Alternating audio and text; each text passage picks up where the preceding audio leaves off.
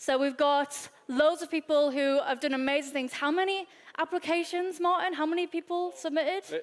Yeah, I mean, this year was really a breakthrough. It was the third year we've done these awards, and every year we had about, 3-4 dozen of applications, and this year we had over 200. Wow. So, and there was a big, help from an organization called the Moonshot Pirates, Yes. who were helping us and who spread the word in their community. So that was great.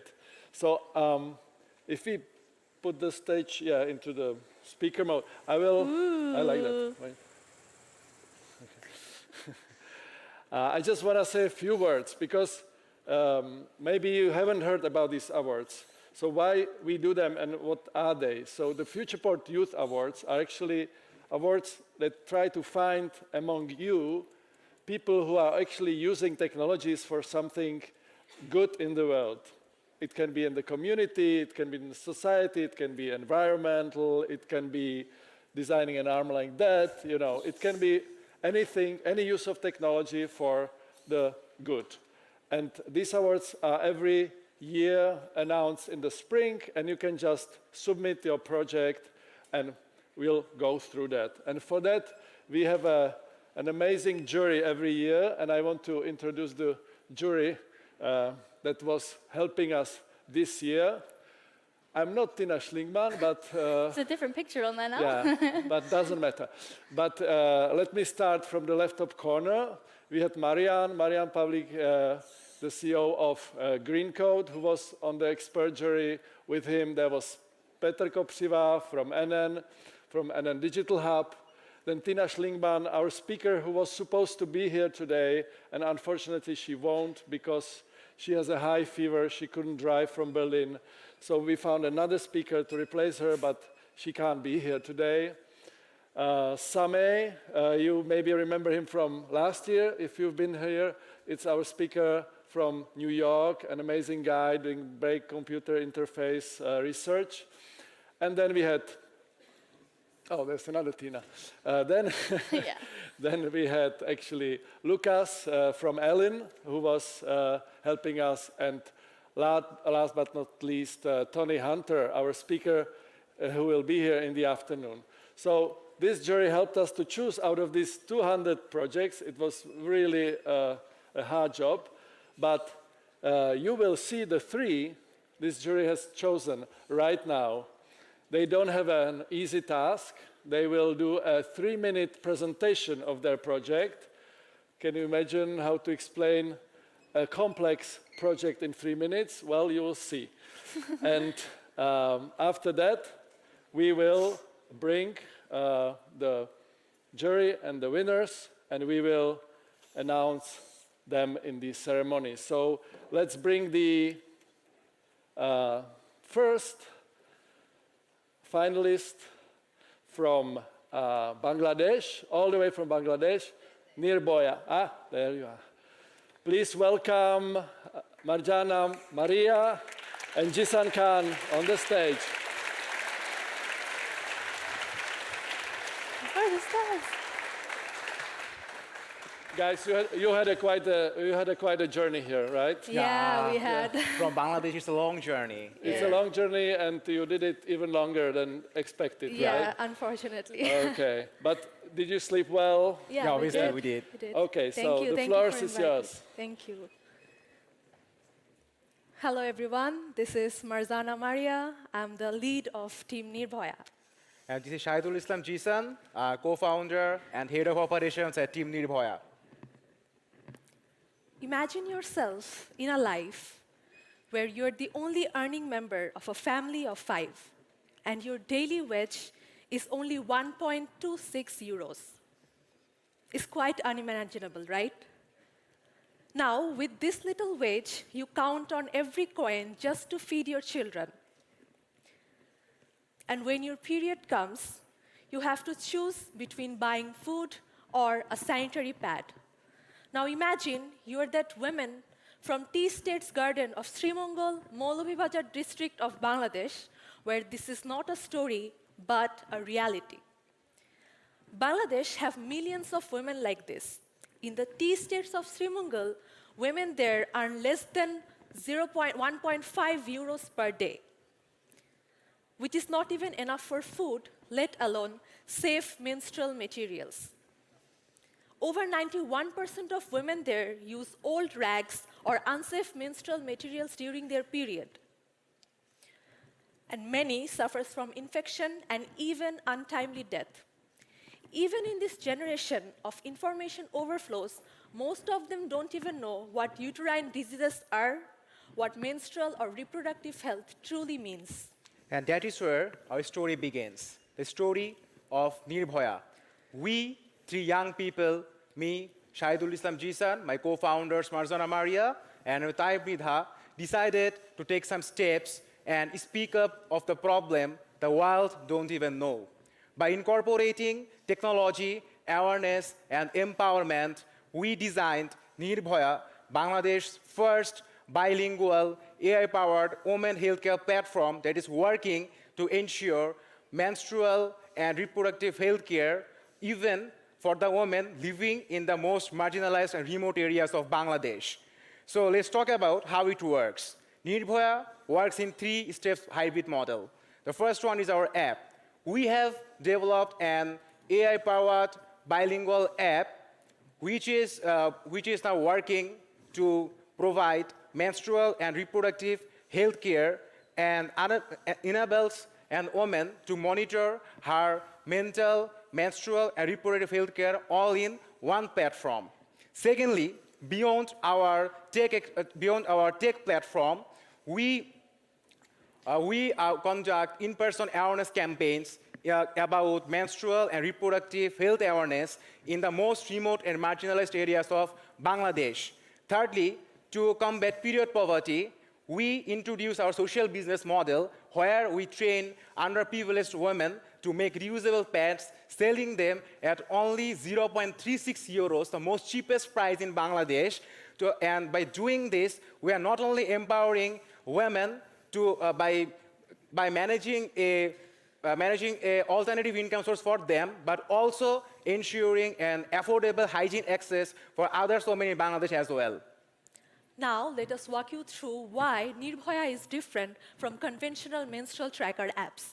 Firstly, this is Bangladesh's first AI-based bilingual healthcare platform where women from every corner of Bangladesh and even from the world can access it in both Bangla and in English. And secondly, Nirbhoya provides menstrual, mental, and reproductive health all in one single platform. Thirdly, we have incorporated a social business model into a health tech startup. Fourthly, but the most important part, Nirbhoya is the first platform in Bangladesh that has introduced an AI healthcare technology for the women living in the most remote and marginalized area who never thought AI and technology can help them to observe and to control their health in a more accessible and convenient way. Now, imagine a world or imagine a Bangladesh where AI becomes the most trustworthy tool for a woman to monitor her health. We all dream of a world, right? Nirbhoya believes and Nirbhoya wants to build a generation of Bangladeshi women who no longer feel shame while talking about their menstrual health. Rather, they track it, they learn it, and they control it by using Nirbhoya's most accessible and modern technology. But this vision isn't ours alone. It belongs to every person sitting over here. Nirbhoya invites all of you to unite with us, ensuring gender equity through innovation and empowerment. Together, we dream of a world where no woman feels shame during her period, where no girls feel slow during her period, and every voice proudly says, "My body is not my weakness, it's my strength." Thank you so much. Thank you, everyone. Thank you. Thank you so much. Thank you.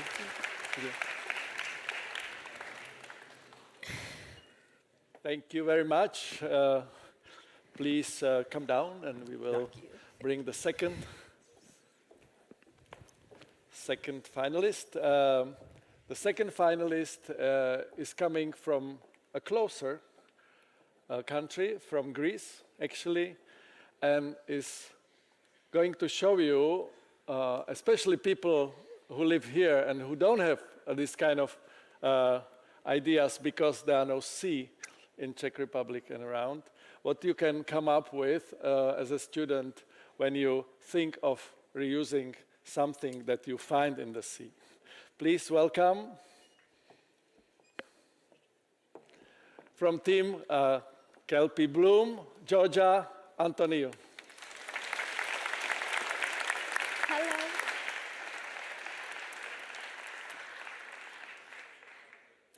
I'm Georgia Antonio, and let me start with a question. How many of you have thought about climate change? You can raise your hands. So, many of you. It's a very crucial problem, and we dive deeper into that, and we found two problems accelerating that. First of all, offshore oil rigs.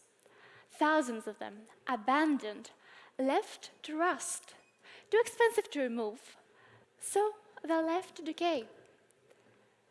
Second, methane. It's released by agronomical ventures over 120 million tons per year. So it's hitting the planet faster than we can adapt. So what we could do? We have two problems, and we must find a solution. That's what we found about algae. It captures carbon dioxide, and when added to livestock feed, it can reduce methane emissions by up to 98%. So we thought, if we could combine that with an existing infrastructure? That's when Kelpiebloom was born. We transform abandoned oil rigs into algae cultivation units that restore marine ecosystems, cut methane emissions, and generate revenue. But how does this work? All companies give us access to their rigs. They fund installation and maintenance. We cultivate kelp and sell it to third parties. So for all the companies, that is translated as 400K environmental penalties avoidance per oil rig per year. They get easy credibility and they are eco-friendly. What are the current options? Rigs to reef, take the rigs and drop it horizontally. So that requires an extra cost and is not as effective, while carbon capture and storage is energy intensive and very expensive. Our model is low cost, revenue generating, and ecosystem enhancing. Up to that day, we have won various competitions, and we have some collaborations with marine scientists, environmental engineers, and startup advisors. And all of this thanks to WOC, the Innovation Accelerator of the University of Thessaloniki. Currently, we're validating our model at the laboratory, and in 9 months, we'll be having our first pilot installation. But right now, I'm not asking for funding or something like that. Right now, I'm asking you to believe in your ideas. Because if we can turn rusting oil rigs into climate solutions, imagine what you could do. Imagine a world where oil rigs no longer pollute the environment, but restore ecosystems, cut methane emissions, and generate revenue. That's the future we're building with Kelpiebloom. Thank you.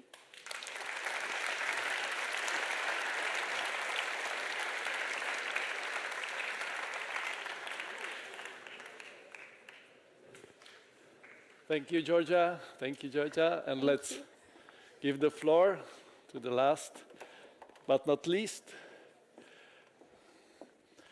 Please come in. Guys, give it up to Pranav Vedula, who is coming from the US, to present the project Neuroflux. Yeah.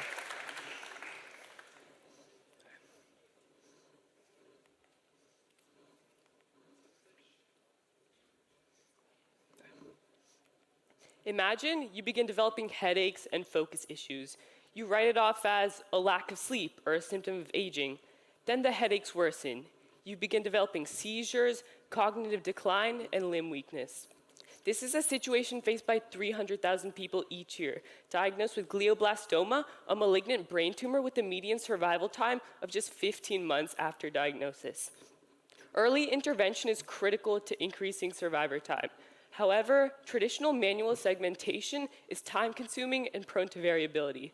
This is a problem that inspired the team behind Neuroflux. We're a team of high schoolers who met at the New York Academy of Sciences Junior Academy and were tasked with solving an ethical AI issue. When my co-founder Eve's mom was diagnosed with stage 4 breast cancer and they found 10 brain tumors, a question persisted.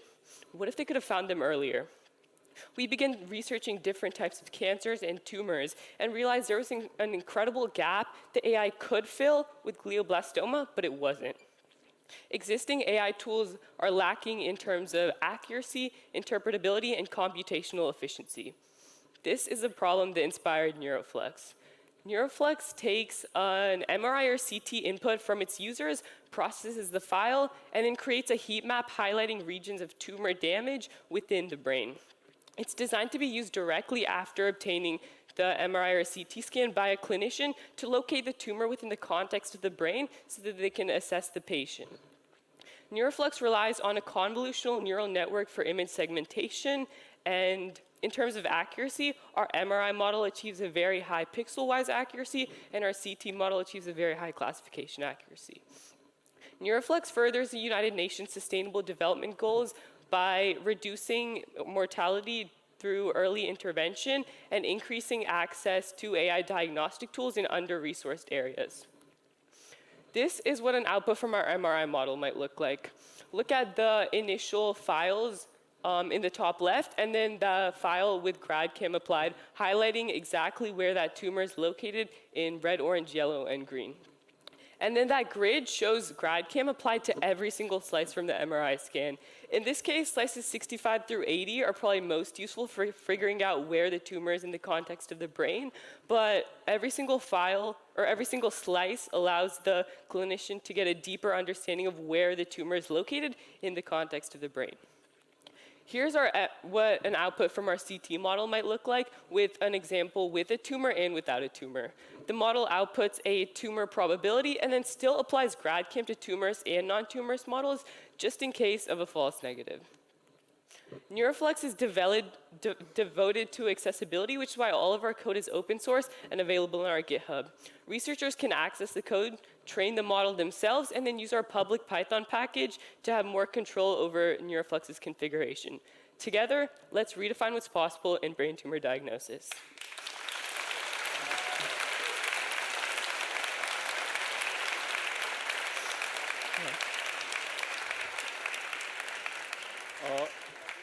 All right, thank you. And now is the time to actually announce the 3 winners.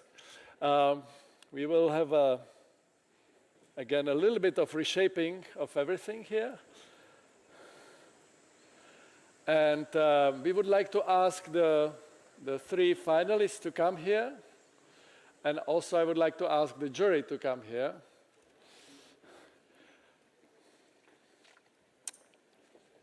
And Adam, is Adam here? Adam? Můžeš mi pomoct to odníst? Adam! Guys, Adam's back! Jenom tady na stranu. We love you, Adam!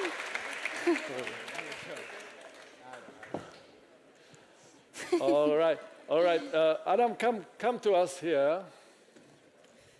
He's coming. Yeah, Adam will help us to choose the winners, actually. So if we can transform the stage in a way. Okay. No? Oh, yeah, good. Perfect. So we'll start actually with a team who is not here, who won the popular vote. And I will ask our juror, Tony, and he's also one of our speakers, to announce who won the popular vote, which was done by the online audience in the past month.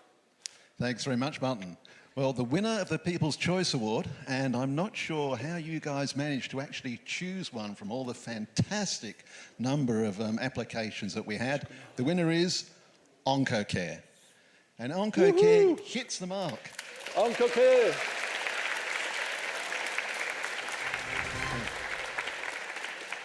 They've managed to combine sophisticated AI with just standard smartphone applications to detect oral cancer.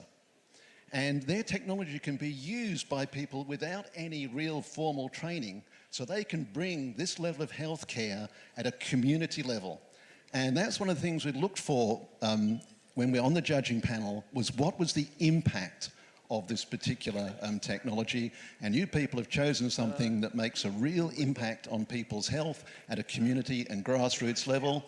Join me in congratulating OncoCare on their award. Okay. All right. So, Adam, could you help us to choose the winner of the third place?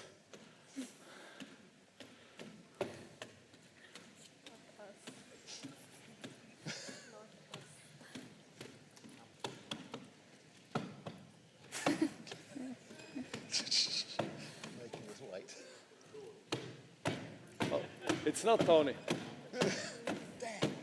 Oh, yeah. Give it up for Neuroflux.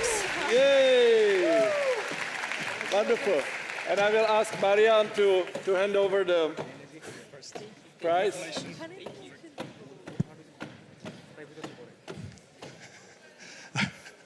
Maybe a few words. Congratulations, definitely. Why did the jury choose, actually, Neuroflux? Yeah, I believe that health is first priority around this sick planet. And you contribute again for this to fight with the disease and everything what is against us. So thank you very much. It was hard to judge, but I think that this is the right place. Thank you very much. Thank you. And congratulations.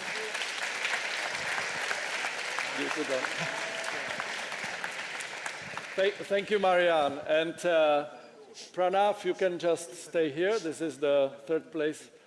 And we will ask now our stomping friend to choose the second.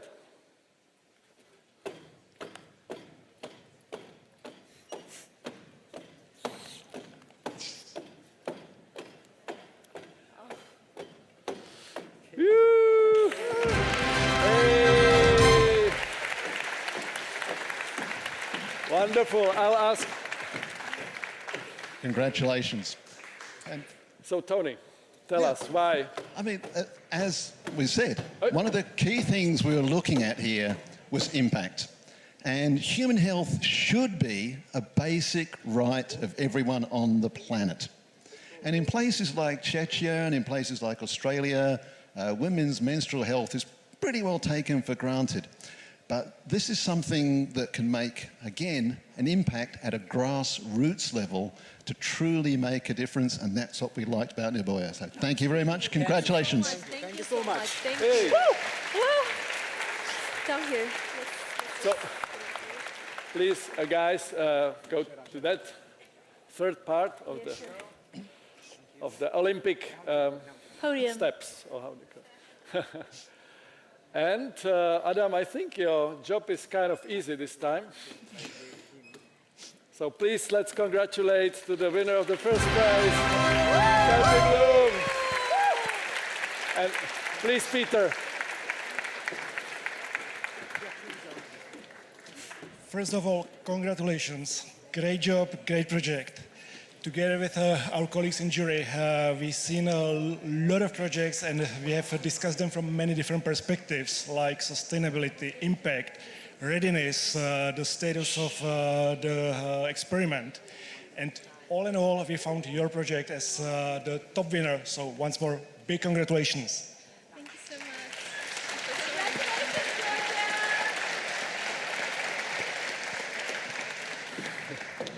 Please, Georgia, you can join that, and let's make a group picture of the three winners.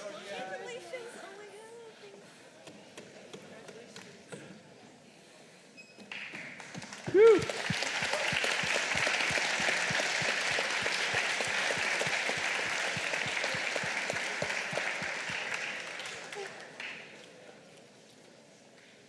Thank you very much.